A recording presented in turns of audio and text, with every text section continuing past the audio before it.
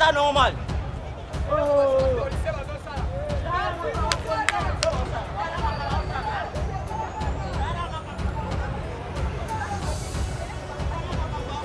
La police est violentée, batunabiso, bakangi batunabiso.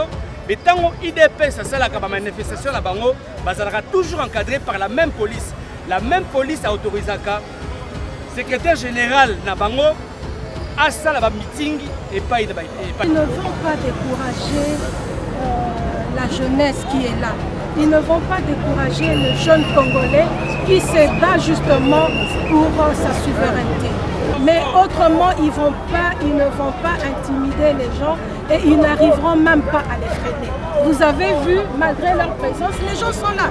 Tika Seni, la société civile, Toboyi ba politicien, Toboyi Chilombo na groupe naye, Toboyi Kabila, Tokotambu la mitakala, Chilombo, Tokomona mabele oi, Chilombo, Tokomona place yo bimaki, Tokotambu la mitakala cette fois-ci.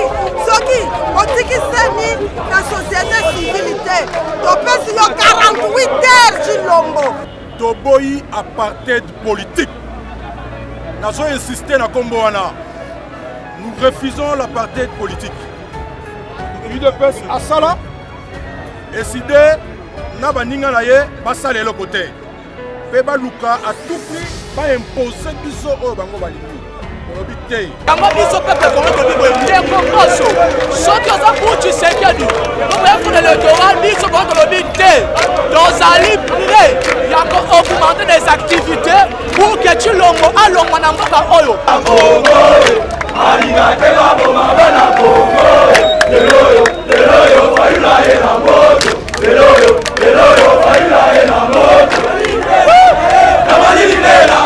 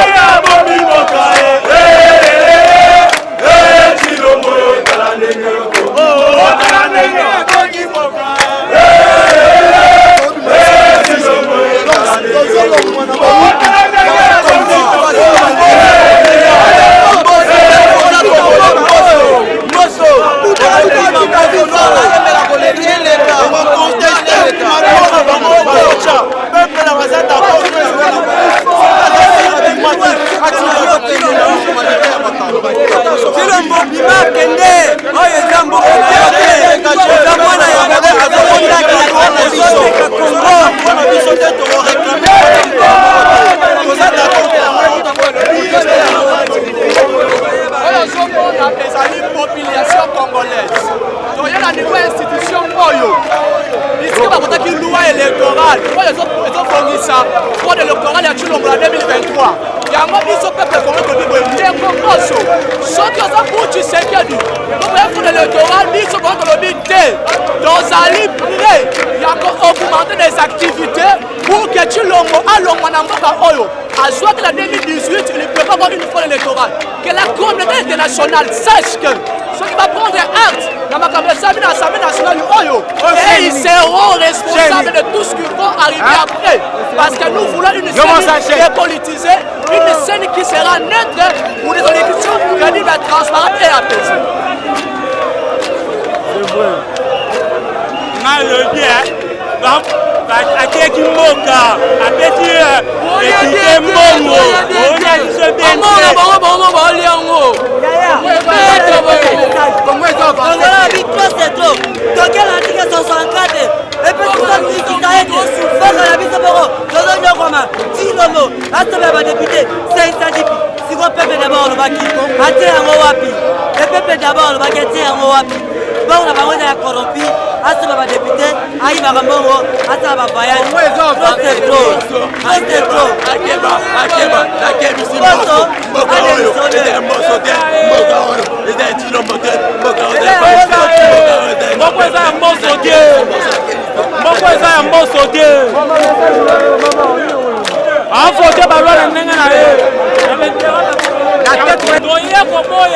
manipulation et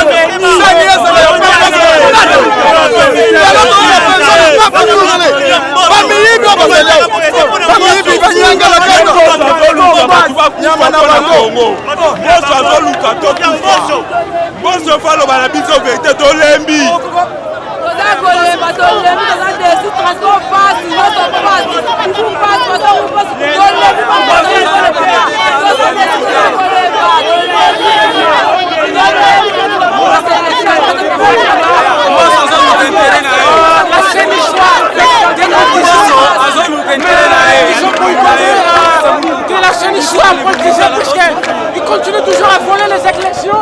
Nous avons boycotté que le système ne change plus. En fait, nous donnons M. Félix Procédron, il y a toujours la violation des lois. Nous avons boycotté, nous voulons que la CENI soit dépolitisée, puisque nous allons bien marcher dans ce pays. Il y a toujours non la démocratie, il y a la monarchie, la démocratie que le président Félix a dit. Exactement, nous n'avons pas constaté. En tout cas, merci, merci les journalistes.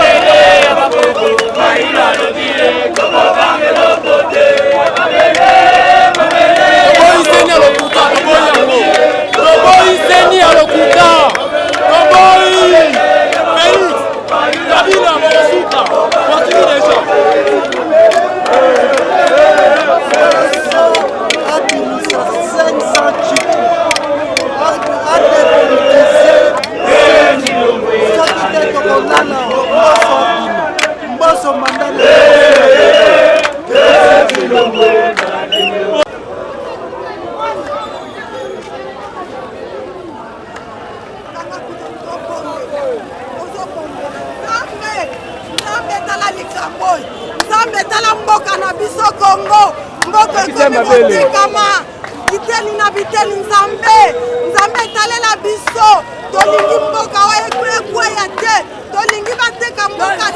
congolais, transport pasi, musala eza te, classe pasi, nzambe mona Chilombo, mona Kabila, mboka oyo, toboyi etekam, toboyi tonyokam, mboka eza ya biso, tosengi Kabila alongwa, Chilombo alongwa, batika biso, calme. La Copa. Tilombo le biboye. Il y a pas de pouvoir moi voici. Moi j'ai mon solution. Solution que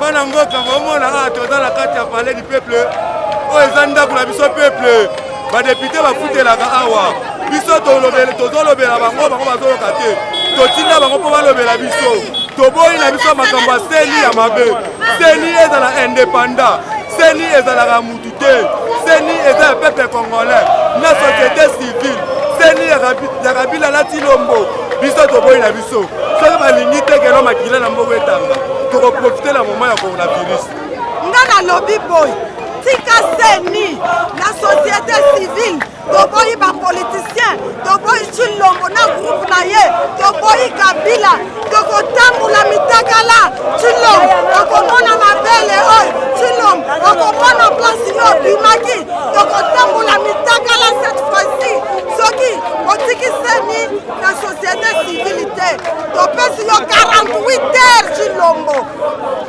kaka sikoyo Otokotaki fayulwe Otokotaki fayulwe Wanginate baboma bana Kongo Wanginate baboma bana Kongo Leloyo fayula ya moto Leloyo fayula ya moto Namalili bela maye Namalili bela maye Namalili bela maye Otokotaki fayulwe Otokotaki fayulwe Anunate baboma bana Kongo Anunate baboma bana Kongo Leloyo fayula ena moto Leloyo senga fonalia Una fayule Lala lanzalate Lezo senga fonalia Una fayule Lala lanzalate Lezo senga fonalia Una fayule Lala lanzalate Lezo senga fonalia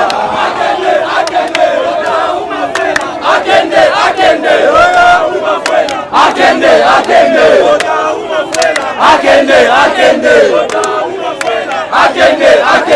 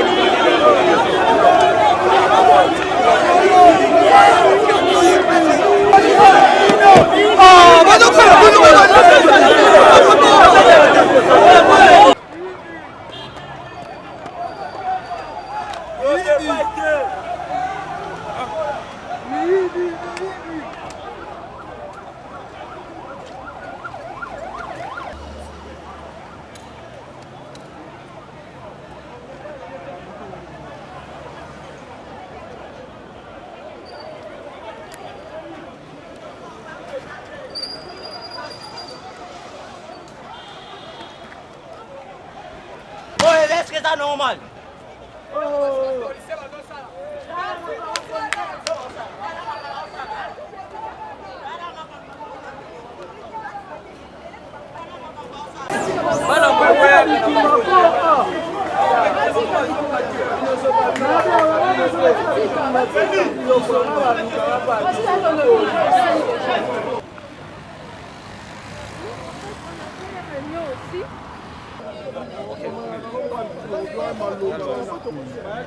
Votre réaction chaud par rapport à ce qui vient de passer? Encore une fois de plus, nous sommes choqués.